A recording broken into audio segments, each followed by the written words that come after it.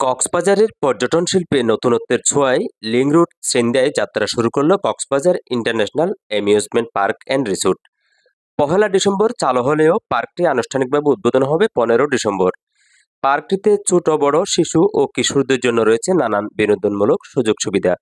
যুক্ত হয়েছে একাধিক আকর্ষণীয় রাইড, যার মধ্যে রয়েছে প্যারাডোবা, swing chair, merry go round, baby train, water ball, battery car, water boat সহ প্রায় সহস্রাধিক আধুনিক রাইডস। আগামী 3 মাসের মধ্যে পার্কে যুক্ত হতে যাচ্ছে ফুটবল, ক্রিকেট ও ব্যাডমিন্টনের টার্ফ, যা ক্রীড়াপ্রেমীদের খেলাধুলায় উৎসাহ আরও বাড়িয়ে দেবে।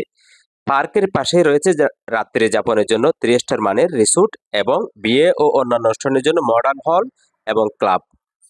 পুরো পার্কটি সিসি ক্যামেরার নজরদারি এবং অবসরপ্রাপ্ত সেনাবাহিনীর নিরাপত্তা দল দ্বারা সুরক্ষিত, যাতে স্থানীয় দর্শনার্থী ও পর্যটকরা নিরাপদে এবং নিশ্চিন্তে পার্কে ঘুরে বেড়াতে পারবেন। স্থানীয় বাসিন্দা এবং দেশি বিদেশি পর্যটকদের জন্য বাড়তি বিনোদনের সুযোগ তৈরির লক্ষ্যে আধুনিক সুবিধাসম্পন্ন এই অ্যামিউজমেন্ট পার্কটি যুক্ত হয়েছে কক্সবাজারের পর্যটন মানচিত্রে।